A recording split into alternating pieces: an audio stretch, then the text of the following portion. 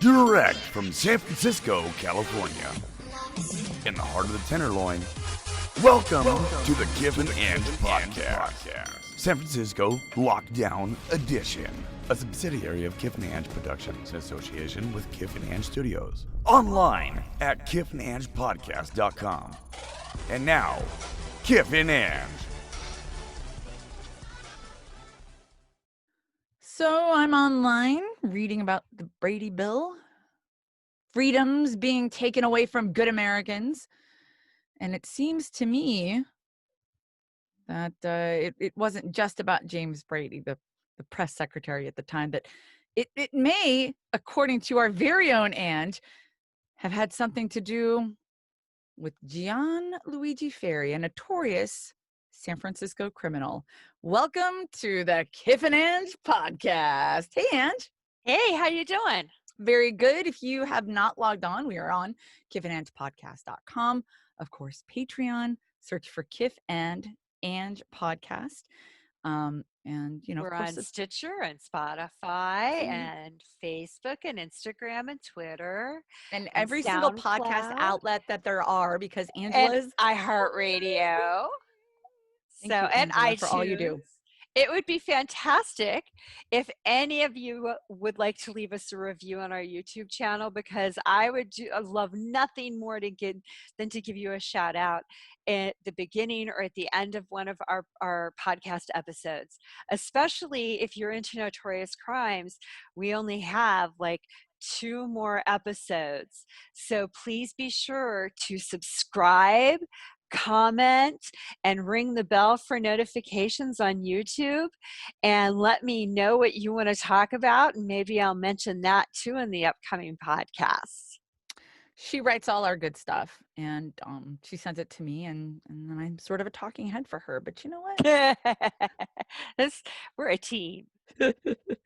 Okay, so today we're talking about Gian Luigi Ferri and how he took a pair of Tech 9s and a Norinco NP44, and I play some video games, so that's the only reason I know what kind of guns these are, and went into the financial district of San Francisco and had himself a pretty bad day, actually. He did. So let me tell you about Gian before we get into what led up to that, what really that day was happening. Gian Luigi Ferri was a 55-year-old entrepreneur in San Francisco. He had a number of business interests. Nothing really hit. He had no major successes. And he was known to kind of, his friends kind of thought him to be sort of a negative guy, like, oh, they're out to get me, and you can't trust them, and nothing's my fault, and someone else did this wrong, and he really had a special, like, sort of hatred for attorneys too.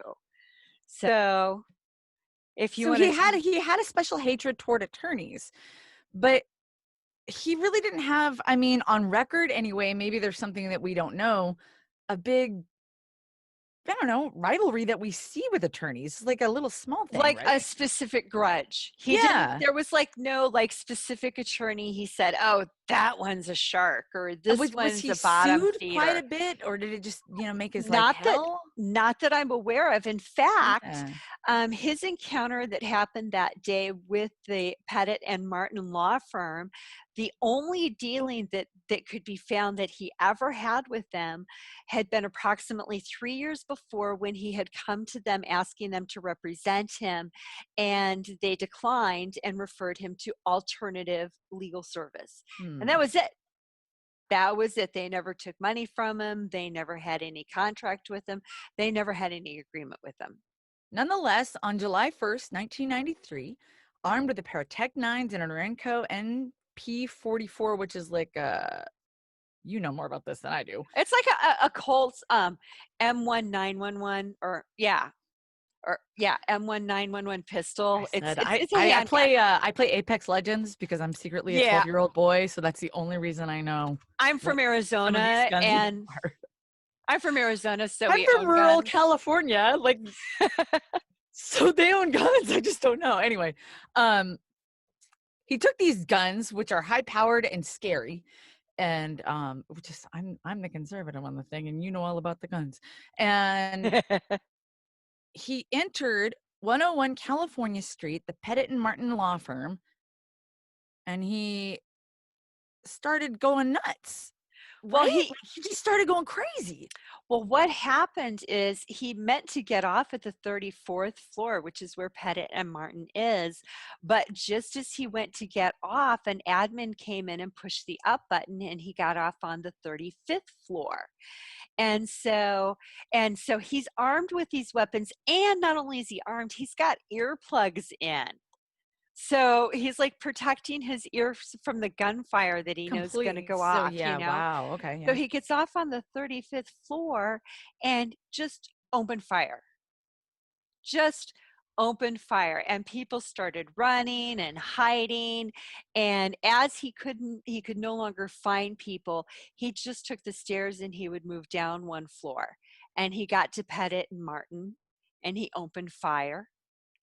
And along the way, he used a combination of regular I was ammunition. gonna say I'm gonna read here what you wrote. If Yeah, that's okay. yeah.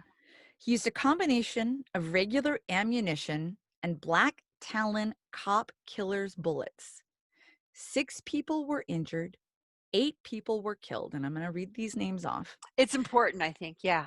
Alan J. Burke, 52, partner Pettit and Martin. Jack Berman, 36, a partner Bronson and McKinnon. Donald Merrill, 48, employee of Trust Company of the West. Shirley Moser, 64, employee of Trust Company of the West. Deborah Fogel, 33, employee law firm Davis Wright Tremaine. Jody Jones Spasato, Jody Jones Spasato, 30, a young mother.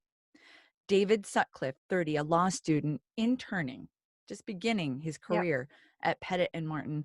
And John Scully, only 28, a lawyer with Pettit and Martin, who died while protecting his wife from a gunman. Yeah. Yeah. And then after that happened, a lot of things changed, not just in San Francisco, but across the whole country. Oh, it was, I actually remember the news. I actually remember how hard it hit. I mean, legislature immediately, all of the politicians do exactly the same thing that they do today. They get on television as quick as they can, and they say, we are starting legislation. We are going to crack down on this. And this was back in the day. Of course, you mentioned the Brady Bill. Brady Bill has already been moved through the House. It's already headed toward the president. This murder spree happens, and so this was just an amplifier to what was already going to happen, which was President Clinton signing what was known as the Brady Handgun Violence Prevention Act, which we call the Brady Bill. Yes. So, and then, a couple of other things happened too.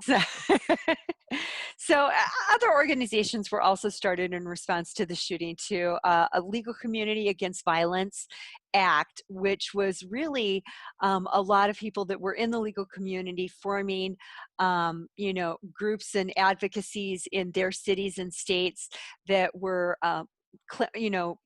regulating more on where guns were allowed.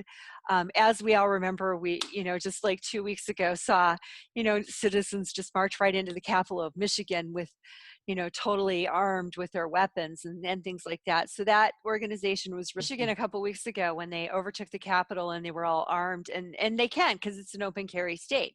And so there's got to be some regulations perhaps in an open carry state that you don't just march into maybe a Capitol with the guns, for example.